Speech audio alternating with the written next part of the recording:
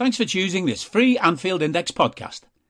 If you'd prefer to listen to this or any of our other shows without adverts, then now's the time to check out Anfield Index Pro. With AI Pro, you can supercharge your entire listening experience. You'll not only get all of our podcasts without the ads, but you'll have them far faster with our quick publish feature available exclusively for subscribers. AI Pro also puts you in the heart of our sound studio, with an option to listen to many of our shows live and interact with the podcasters in real time as the shows are recording. Upgrading couldn't be easier. AI Pro is available on all popular podcast platforms, and we have our own apps for Apple and Android. Just head on over to AnfieldIndexPro.com and get started today. Hello and welcome to AI Scouted on Anfield Index Pro. I'm Dave Hendrick, joined as always by Mr. Karl. How are you, sir? Cloud9. Well, I'm glad you mentioned that because there is only one place to start this podcast, and that is with the tragic news that Bournemouth have made a decision to sack Scotty Two Coates after only 4 games in a Premier League season, a season that he is responsible for because he is the one who led them back to the promised land last season, taking them from the Championship into the Premier League. It obviously hasn't started well, but they did beat Villa and then probably weren't expecting anything from City, Arsenal or Liverpool. And I think he actually went as far as to say as much after the City game, that these were the type of games they weren't expecting any points from. But I suppose when you lose 9-0, that does change the perspective of the owners and things like that. I don't believe for a minute it's anything to do with the results, to be honest. I think it's very much to do with his post-match comments and his continual statements that the squad isn't good enough to be in the Premier League. I think if you have a look at the little 2-line statement that they put out alongside the announcement of his sacking, it's very much about people have to be aligned and people have to be respectful and all that kind of stuff. And I think after maybe either the Man City or the Arsenal game, because he said the same sort of comments after both of them, about needing more players, about the group not being good enough, about needing more investment in the team and everything else. I suspect he was told, shut up. You've had the signings that you wanted. We've made what we can. We've invested as much as we told you, something like that. And have basically told him to stop publicly announcing that the club haven't been doing enough. And so when he's done exactly the same after Liverpool, that's him. I don't believe for 1 minute it's to do with the results. I mean, Bournemouth right now are 17th. That is what they are aiming for this season. They are on par right at this moment in time. So I don't for a minute believe it was anything to do with the 9-0. No, that is a fair point. That is a very fair point. And I think you are probably right that the comments about the playing staff has probably annoyed the owners, because at the end of the day, they're the ones footing the bill for this squad. They're the ones who have put this squad together. They're paying the wages, many of whom were signed by Scott Parker at his request. And their viewpoint might be, if we carry on as things stand, it might be a case of the players start to revolt a little bit. The players are not going to be happy hearing their manager say, this lot aren't good enough. On the plus side for Scott Parker, at least he can now pursue his real passion in life, which is obviously cardigans. And sure, look, if things go really bad for him, he can probably sell off the collection of cardigans. He was wearing £4,000 worth of cardigans at Anfield at the weekend, arrived in a black one, changed into a grey one. They're £2,000 each. Karl, do you own £4,000 worth of cardigans? I'm not sure I own 4 cardigans, to be honest. Never mind how much they cost each. Yeah, I mean, we're clearly going wrong in life. We're not spending our money the correct way. He leaves Bournemouth with a record of 28 wins, 14 draws and 13 defeats in 55 games. It's a significant improvement on his win percentage at Fulham, but we won't give him too much credit. Most of them games came in the Championship. Right, let's move on then. And speaking of former Bournemouth managers, Liverpool play Eddie Howe and Newcastle this week on Wednesday night at Anfield under the lights. The Toon come south, having made a good start to the season. They are one of the unbeaten teams in the Premier League, but they have only won one game. They won the first game at home to Nottingham Forest, and since then it has been 3 consecutive draws. A 0-0 draw with Brighton, where, to be honest, they were quite lucky to get anything from the game because Brighton outplayed them. Then a 3-3 with Newcastle, which was probably the best game of the season so far in the Premier League. And for, I would say, 40 minutes of that game, they absolutely tortured Manchester City with Almiron and Saint-Maximin wide, just carrying the ball, running at them. The support from Willock and Joelinton as the number 8s who just continually got themselves in the box. The presence of Callum Wilson as a line-leading number 9, and then Bruno Guimaraes as that 6, just dictating play and running the game. For about 40 minutes, they were absolutely incredible and caused City so many problems every single time they got the ball. But obviously, the cream rose to the top. Kevin De Bruyne took over the game for 5 minutes, got City level, and created a big chance that Erling Haaland should have scored. And then this weekend gone, they drew 1-1 with Wolves, a game that they got countered quite frequently themselves, and I thought they looked a little bit susceptible to pace on the counter, which is not surprising when Trippier and Burnley are fullbacks. But they got out of there with a 1-1 draw, which overall, all in the balance of play, was likely a fair result. So what have you made of Newcastle so far this season? I should point out they also beat Tranmere in the EFL Cup second round, but that has proven costly because Bruno Guimaraes got injured, and he will now miss this game at the weekend.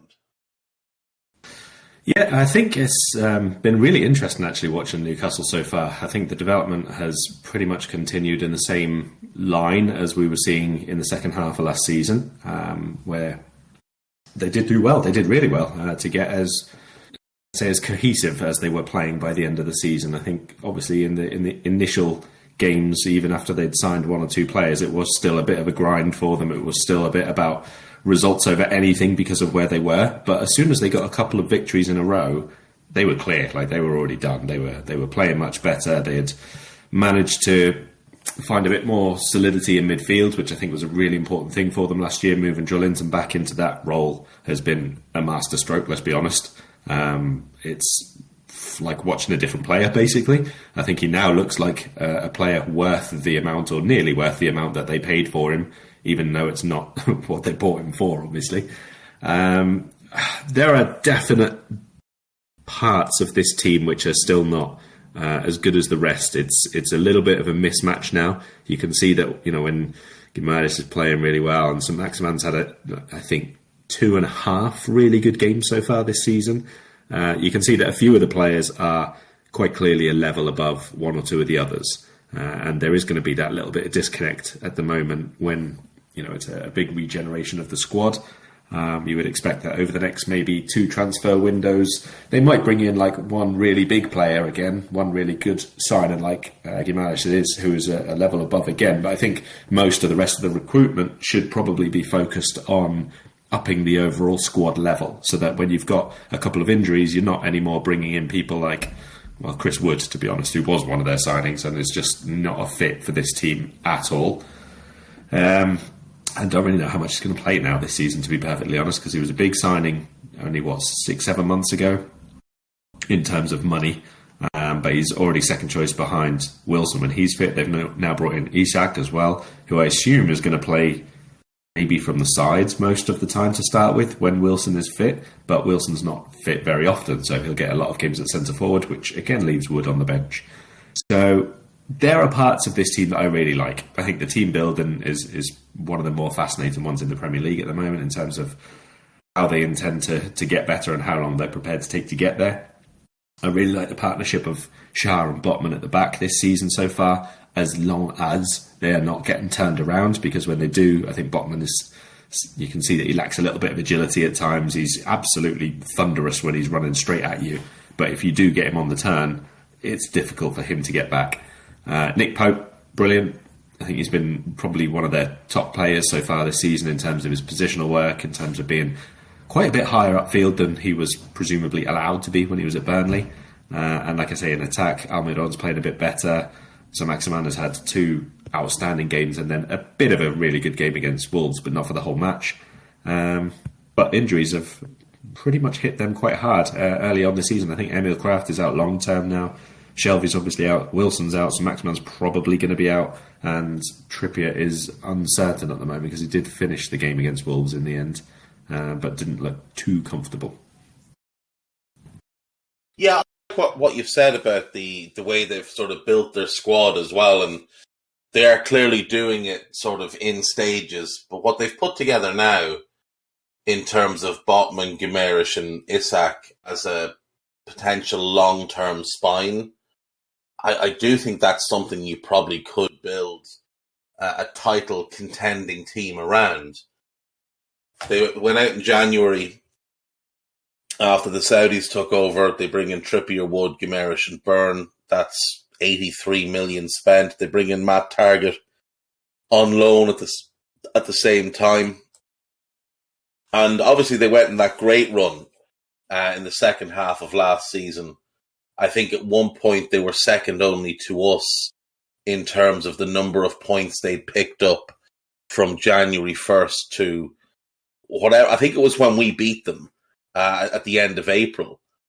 They'd picked up the second most points in the league, which is a really impressive effort. And they obviously finished the league in form, beating Arsenal and then beating Burnley.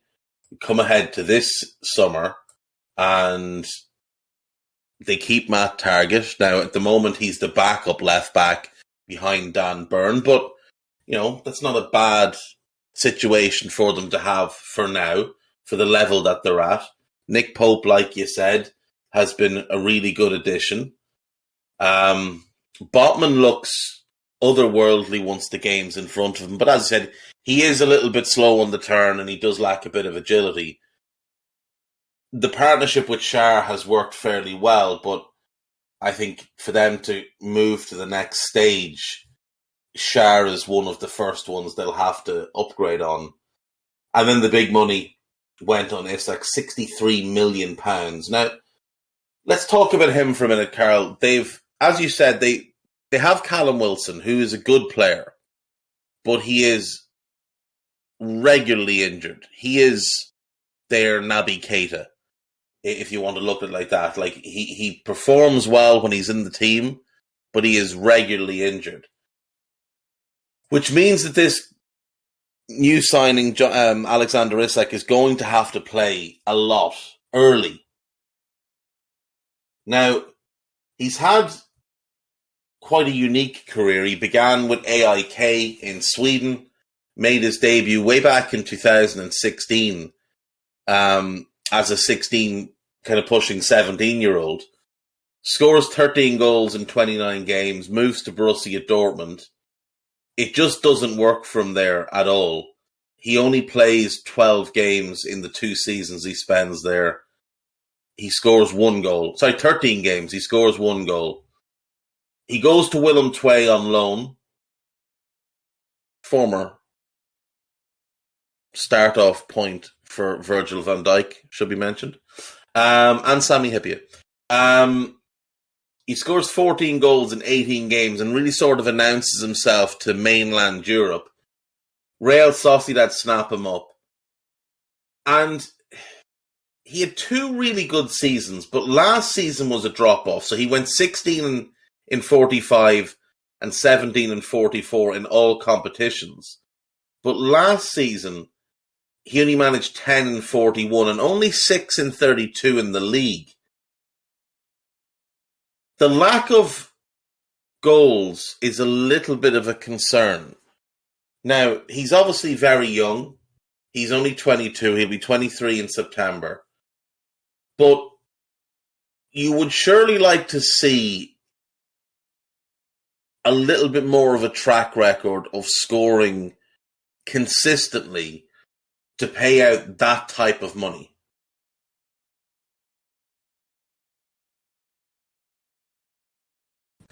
Yes, and well, yes, you would, because a very, very low goals tally last season, to be honest. I like Isak. I think he's a very good player. I have reservations over him at the very, very highest of level, which are mostly out of simply my preference of what I like my forwards to do. That's not really about what he can or can't do, to be honest. I like my forwards to be very, very aggressive. I like my forwards to be gnarly and horrible if they need to be, but overall I just like them to be aggressive, like on and off the ball, very, very much either in defenders' faces or not really giving them the opportunity to play.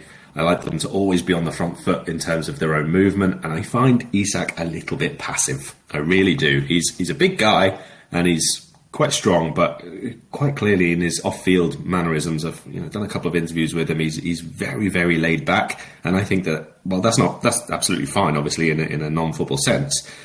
On the pitch, I find him exactly the same. I find him a little bit too reactionary at times. I don't think he always makes the runs before the pass is made, for example. I don't think that as soon as a particular player gets on the ball, he's already making that run, which he should be doing sometimes.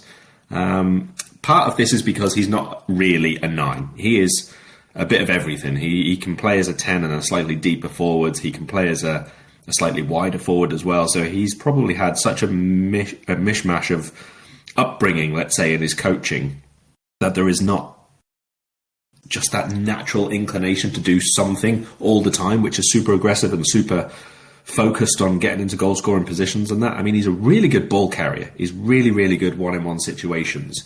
He's really quick, but you don't see either of these traits every single game. His finishing needs improving. That's fine to say. He does have to get better at that. But he can shoot with both feet. He's relatively good in the air. His passing and build-up play is all pretty good. Last season, I think, was a bit of a combination of a few injuries, which he took a bit of time to get back from, and also the fact that I don't find Real Sociedad, they're a nice team to watch. They're quite good and fun this season at the start of the campaign as well, but I don't always think that they're very, very offensive-minded in terms of getting people into really good attacking areas and numbers in the final third and all that kind of thing. So that also impacts on him and the number of goals that he scored and the number of goals he was able to score last season. He still probably should have done better than he did, but I do think that season played out again, he probably gets more than that. He has the exact same minutes and the exact same chances. It was a little bit of everything all at once, to be honest. So I do think that he's a really good addition for them for where they are right now. But I mean, I've already seen lots and lots of people who should know better going really, really over the top and saying that this is the one, like, I don't know, when Man City signed Aguero when he was still pretty young from Atletico Madrid and all that kind of thing. It's not the same as that at all. He's a good couple of levels to go before he is of that standing, in my opinion. Newcastle already played a 4-2-3-1 or something like that, for example. I could see this being a move where he replaces the 10 and they basically play a more established 4-4-2, basically. They get him a little bit closer to Callum Wilson. But like I say, he will probably play all the way across that front line because Wilson's not fit enough. So he will play as the 9, but then you'll see him drop deep at times and try to pick up the ball. And that is in turn going to enforce almost that those wider forwards that they have make much more regular runs into the central attacking zones, which Wilson normally does for them.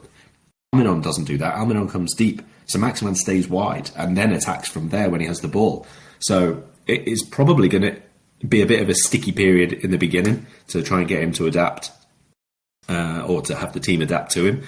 I think maybe we'll see a bit more benefit from Isak for Newcastle when he starts wider and maybe comes infield as the second forward from that point onwards. But I'm not really sure playing right side forward suits him as much, but obviously St. Maximin has to play left because that's where you get everything from him. And also for the fullback situation, I would much rather Trippier going on the outside of Isak than I would Dan Burn. Yeah, plus if you have sort of Dan Burn on one side and Isak on the other, you do have height on both sides. It's an interesting thing. Like, you'd wonder how comfortable he'll be if he's forced to play. If he's forced to play wide, I do wonder if Eddie Howe will move to some sort of 4-4-2. Played a 4-4-2 quite a lot when he was at Bournemouth, and maybe, he could play, say, Joe Willock on the right as a narrow right with Trippier overlapping him and St. Maximin on the left, and then play Isak sort of through the middle just off Wilson. Joelinton and Guimaraes isn't an ideal midfield too, but I think the two of them can make it work. And they'll clearly be looking to add more players in time. Look, I think he's got an enormous amount of talent. And I do think there is a world in which everything clicks for him and he becomes of the sort of the non-alien group, so not Haaland, not Mbappe, of the Darwin, Osimhen, Vlahovic, that sort of group. I do think there's a world in which Isak becomes the best of them, but I also think he's the one most likely to flop of that group. And flop is a rough word, but the one who maybe just turns out to be a good player rather than a great player. Because with all the others, their path to being the best version of themselves just looks a lot clearer to me. Like, you can see what they need to do and how they're going to go about doing it and how they fit into the teams that they play for. Whereas with him, because he's got such a wide-ranging skill set, it just seems like it'll be harder for him to maximize everything he can be. Or at least to me, anyway. Yeah, I think that's fair. I do think that he's got a lot of traits, but nothing...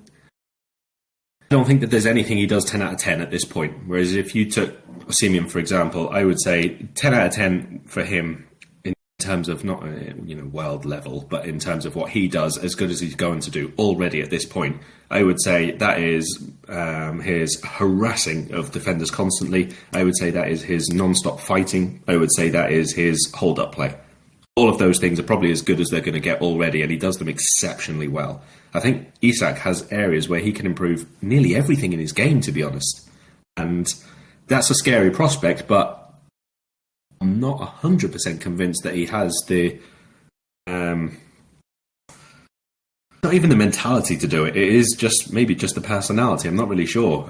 It's just something in his game which I've seen since a teenager, when he was first coming through at international level in Germany, but most of all in Spain, because that's where he's obviously had his best run. And I think it's been really beneficial for him, I have to say, being in one team for a long time, because before that it was like a change every year and sometimes more than one change. So he's definitely improved from where he was before, obviously. But I want more from him. That's all I can say. Every time I see him play, he might do something really incredible in the game, but then he doesn't repeat it enough. And I always end up leaving a bit more, or wanting a bit more from him.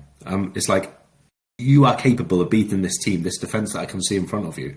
And I don't see that you're breaking every bone in your body to do it, basically.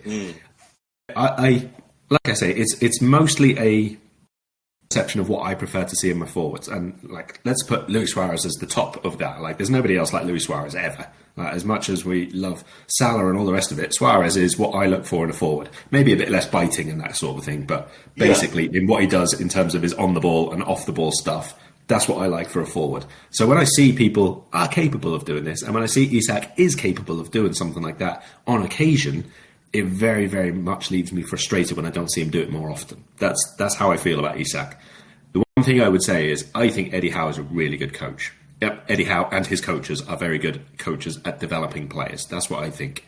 When they're younger and when they're technical players and when they are not the finished article, let's say. It doesn't work all the time, and obviously we know some of the examples that we can point to. But in general, I think that he has become a good coach. And as long as there is somebody in that group of coaches who are quite forceful, because Eddie Howe and the assistant Tyndall, who looks exactly the same as Eddie Howe, they seem to be very, very nice. Now, we often hear, like, behind the scenes, they have a mean streak and a ruthless streak and all that kind of thing. But I don't know. I've never seen it in action, obviously. I think Isak might need that. So I hope that there is someone there for his sake. And I also hope that they don't have any kind of input into his training before this week's game whatsoever. It sort of reminds me, like, if you think back to the mid-90s, when the kind of amazing crop of English forwards appeared. And you obviously had Shearer, who was a little bit older, and he was like the Haaland of his time, pace, strength. Didn't have Haaland's height, but was unbelievable in the air and just scored goals for fun. Then you had Les Ferdinand, you had Teddy Sheringham, you had Andy Cole, you had Robbie Fowler. But the most talented of that group, and I think all of them from that era would agree, the most talented of that group was Stan Collymore. And all of those other strikers had four things that they were great at, or that they could be great at. There were four main parts to their game. Whereas Collymore had 8 or 9 parts to his game, 8 or 9 different things that he could bring to a team.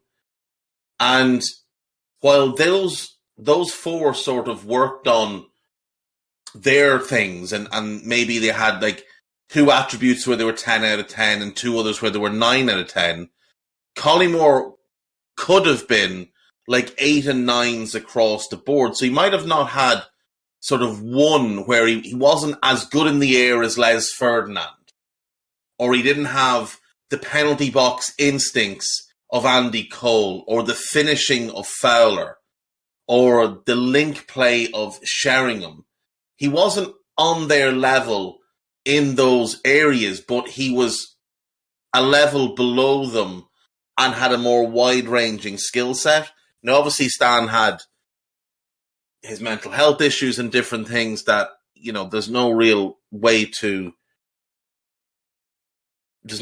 for him to know that's going to affect his career in the way it did. There's no real way for clubs buying him to know that it's going to affect his career in the way that it did.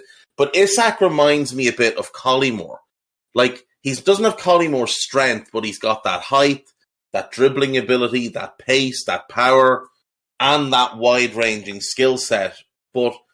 And I do just wonder if it's almost overcomplicated things for him, where he hasn't just been able to focus in on, like you said, with Osimhen, his pressing, his running the channels, his hold-up play, and the way he attacks the ball. You watch a cross into the box anywhere near Osimhen and watch him attack that ball. Whereas with Isak, you don't get that. But he also doesn't have that pressing ability or that hold-up. Well, his hold-up and link play, to be fair, are very good. They're not quite as good as Osimhen, but he's a much better dribbler than Osimhen. He's a better passer than Osimhen. He shoots better from distance than Osimhen does. Channel work is really good too. Yeah, exactly. And he's more competent in a front two than Osimhen is. So, he can have that partnership. So I do just wonder if maybe he's just got almost too many things that he can do. And there's just not enough time to put in the work across all of them. Whereas for Osimhen, it's right, these are my 4 things and this is what I'm going to work on. And I'm going to maximize myself in all of these areas. And if there are areas of my game that don't develop, that's fine. We won't worry about them. We're just going to focus in on these things that I do really, really well. Which, again, you look at Les Ferdinand, he didn't have half the talent that Stan Collymore had, but was a better player and a more effective player than Stan, because he just worked on what were his strengths. Whereas Collymore could do everything. And unfortunately, there just wasn't the development across the board that you would have liked. Yeah, I think that's fair. And that's what I say. I think, environment and coaching has obviously progressed a huge amount since It's the days of Collymore and the other crop that you have there. So it is, I think, pretty much on Newcastle now, because they've said and made a bit of a big deal about being like their early target, but they didn't think that the deal was there to be done initially, and then the price was too high for them, and eventually they've got the deal done. So I think that because they've put so much emphasis on this deal and this being their number 9 that they wanted now and for the future, obviously it's on them now to develop him in the right way. If he doesn't live up to expectations, if he doesn't progress his game to be the exact type of 9 that they want him to be, that's on them now. They kind of bringing in people this early on in what is clearly going to be a big and long-term project is a great thing, as long as you have the plan in place to put everything in to make those players effective. It's early enough that Isak can be, early enough in Isak's career that he can be whatever forward they want him to be. If they know that they want to play in a 2-man forward system in future, they want him to be the second forward, they can still get the most out of him in that regard. If they want him to be an inside forward, can do that with him. And if they want him to be the main number 9 and take over from Wilson by the end of the season or something like that, you've got a lot to do, but you can work with him right now. But they've already got to have the plans in place of how they're going to set about extracting the very best of him, because there's so much to work with there. That's unquestionable. But there's a few steps to go before you get there for him. At the moment, definitely for what he's done so far, what we've seen, not what he could do, but what we've actually seen, I wouldn't have paid this much for him, I'll be honest. I do think he's a really good player. They are paying for what they might be able to get out of him. Mm. Which is obviously what we've done with Darwin, is what most teams do with any player under the age of 24. Let's be clear about that. That's not a surprise. It's what selling clubs do as well. Yeah, they're not selling what they own. They're selling the promise of what he could be down the line. Exactly. This is not like Newcastle have overpaid sort of thing. You always have to do this if you're buying a player of 24 or under. So it's not a surprise or something they've done wrong, but it ups the importance of them getting it right with him. Yeah, and I do wonder if Howe just sort of sees him as like a Josh King, but obviously with, much higher potential. If you think of Bournemouth under Howe, it was Wilson with Josh King just off him. And Josh King is an okay footballer, but there are similarities to his game and Isak's game. So I do just wonder if long term that's sort of the plan. We'll play those two, St. Maximin, medium term. I don't think Eddie Howe should be making any long term plans at Newcastle, contract extension or not. He's one poor run of games away from a phone call that alters where he lives for the foreseeable future. Like you said, they have overpaid, but for them, it's probably a risk worth taking. If they do have all the money in the world, then one failure won't knock them off their stride. What we should give them credit for is they have been so much more sensible with their money than City were when Abu Dhabi bought the club, or than Chelsea were in that first season when Roman bought the club. Everything with Newcastle thus far has been quite measured, quite purposeful, and you can see, how the pieces are sort of meant to fit together. So, yeah, I think fair play.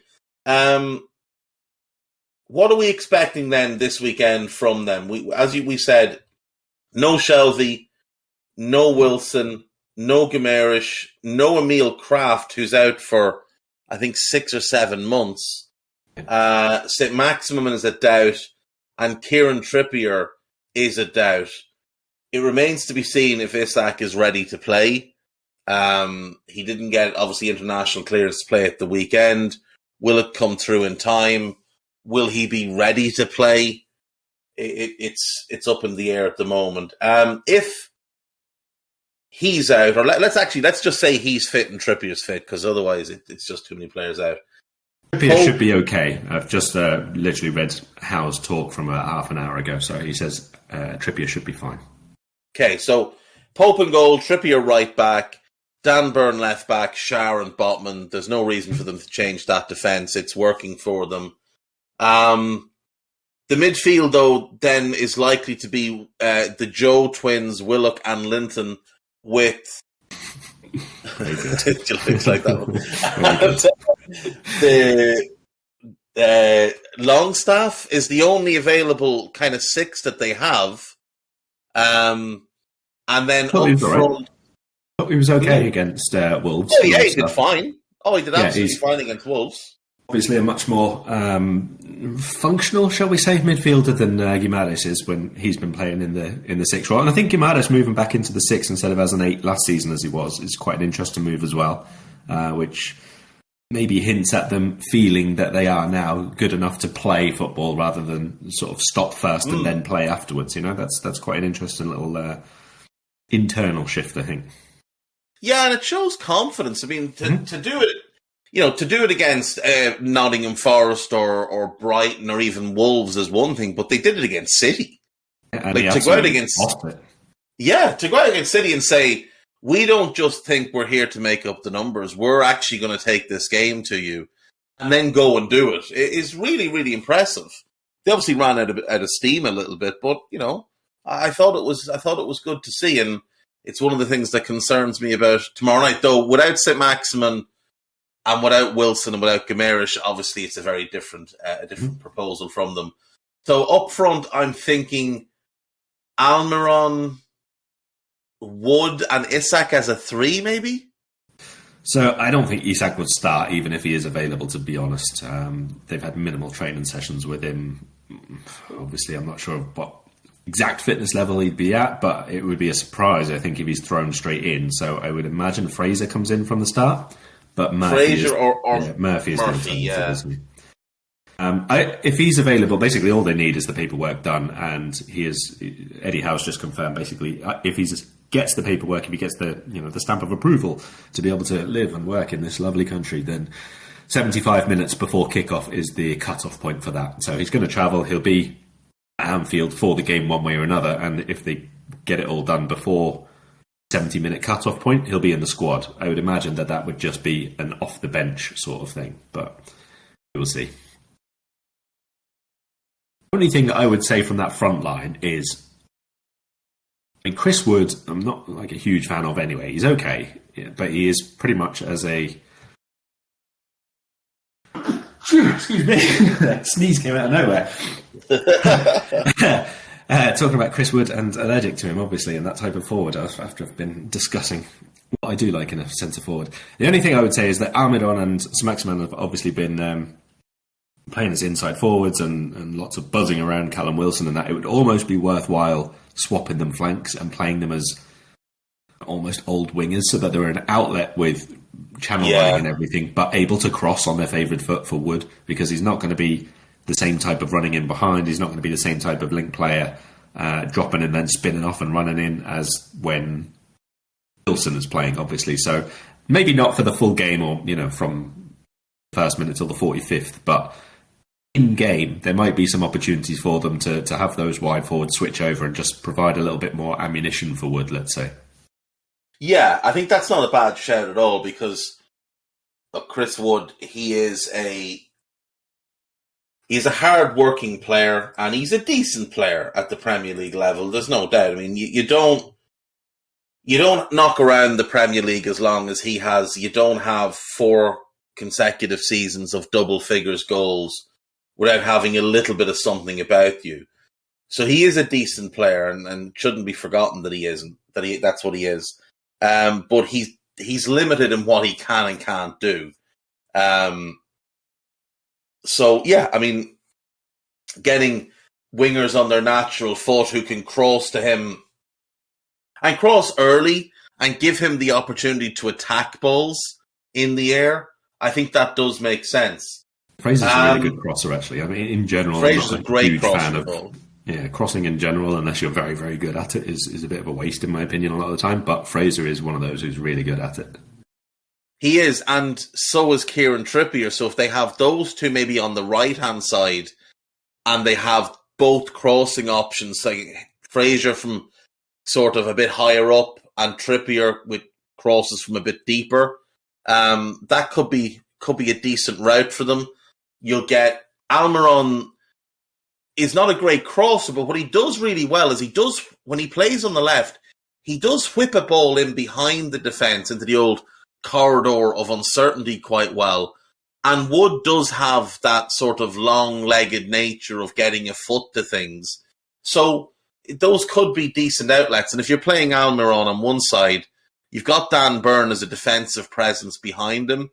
So you don't really need to worry too much about Almiron tracking back as much. You can let him play that bit higher up and try and exploit that space in behind Trent. So that's enough on Newcastle. What about the Reds then? Coming off a 9-0 victory, is there any real reason to change the team?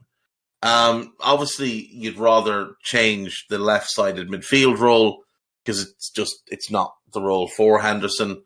But there's no one else unless you're going to play Milner. The only reason I can think to change the starting 11, to be completely honest, is if Harvey Elliott has a little miniature niggle and they want to be careful. And then I think you just play Carvalho instead of him. Yeah, I agree. Unless there's any injuries, then after a 9-0, I think it's fine to keep the same team, isn't it? It's not going to pan out the same way and it's not going to be the same type of game, but those players did really, really well in the first half. They produced the reaction that we needed. It would be unusual, let's say, to make too many changes from that. And, we know that there's going to be changes coming in the future because we're going to have game after game after game after game after this point. This is the start of the run, isn't it? Basically through to the international break. So changes will have to be made. I'm hopeful that this is the last game that we're going to have an entire team out for. Queeve might be back in with us, but if he's not, then it literally is 1 to 11 that we've got out, unavailable, injured, suspended, or otherwise. For at least one of those names. I don't see any reason to change it. I think you go with exactly as it was. You've got 1, 2, 3 subs who can impact things in different ways, and impact might be a bit strong for some of them, but Carvalho, Milner, Tsimikas are the 3 seniors now apparently who are available for us to turn to first, and then obviously the match itself will dictate what subs are needed thereafter, if we even have any of them. Yeah, so we've seen that Curtis Jones and Joel Matip are back in training. Whether or not they're ready to take part in a game, I would doubt. I would imagine it'd be more the weekend that they'd be looking at those guys. Klopp said Thiago is not far away, which is a little bit surprising, considering when he was initially ruled out, it was for kind of 6 to 8 weeks, and it's only been 4. So it's a little bit surprising that Thiago might be back anytime soon. Jota is close to return. Queeving is apparently close to return. And obviously this is the 3rd game of Darwin's 3-game ban. So the hope would be that by Everton at the weekend, that 11-player absentee list is down to maybe, and that's including Harvey at the moment, is down to maybe 4. Ox, Ibu, Naby, and Ramsey. I think Ramsey is actually back in training as well, but it's going to be probably a slower path for him because he's missed all of pre-season and all of the season so far. So I'd imagine they'll be taking it very, calmly with him and trying to build him up as we go. But yeah, I mean, we're getting good news on the injury front.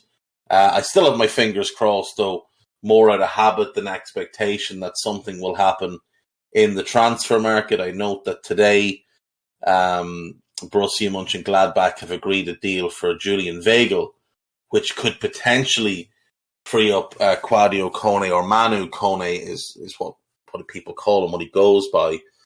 He would be exceptional. I don't know if you saw the Borussia Mönchengladbach Bayern Munich game at the weekend, but he was absolutely outstanding. Yeah, I have not seen any Bundesliga action this season other than the first weekend so far. So, nope. But last year, I think we mentioned him a couple of times. He was one of my picks for a possible alternative when the Tchouaméni thing did not happen in the end. So, I would be definitely open to that. Yeah. Right then, do we just do predictions and get out of here nice and early? Is there anything else you want to chat about? No, I think, to be honest, we're going to do a big Champions League look before the first game around all the other groups and everything as well. So I think we've overrun a few of them recently. I think we should give Guy a nice little early finish this time around. Cool. Rightio then. Give me a prediction. 3-2 to Liverpool. I think this is going to be a bit of a crazy game. Ooh. I'll go 2-1 to Liverpool. I'll go 2-1. I just hope that this isn't Crystal Palace all over again, where we used up all our goals in one game and then struggled to score for a few weeks. But I'll go 2-1. I think we should win this game. They're missing I would say, the three best players out of their midfield and attack in Guimaraes, Saint-Maximin and Wilson. So I think it's going to be more straightforward for us than it was for City. Rightio then. Guimaraes and Saint-Maximin are big losses for them, I have to say. Yeah, I mean they're Guimaraes. I think I'm not sure outside of City that there's a team in the league he doesn't start for. And if Saint-Maximin could play the way he played against Newcastle on a regular basis, or against City rather, on a regular basis, I mean, he might be the best player in the world if he could do that regularly. Because it was ludicrous. Just he absolutely destroyed Kyle Walker and John Stones all by himself. It was almost tantamount to bullying what he did to them. Do you have anything coming out that you want people to be aware of? I have a big transfers piece this week coming out on American players coming over to Europe, and I think I'll have a weekend European piece as well, but we're quite a lot of games away from that at the moment, so let's wait and see. Yeah, check out Karl's work on The Independent and This Is Anfield. Follow him on Twitter at KarlMatchett for all the relevant links. Follow Guy Drinkle at Guy Drinkle. Don't follow me, it's not worth the hassle. And we'll see you next time. Bye-bye. We hope you enjoyed listening to this Anfield Index show. Please be sure to subscribe to our channel so future podcasts find their way to your device automatically. There's nothing quite like fan engagement, and we'd love to know what you think of anything discussed on this show. The best way to get in touch is over on our free Discord community, where both podcasters and listeners debate the hottest LFC topics 24/7. Sign up free now at anfieldindex.com/Discord. You won't regret it. You can also follow us on Twitter at Anfield Index and find us on Facebook by searching for Anfield Index. Oh, and before you go, we'd love it if you could leave us a 5-star review on your favourite podcast app. It only takes a couple of seconds, and it means the world to the people who create these free shows.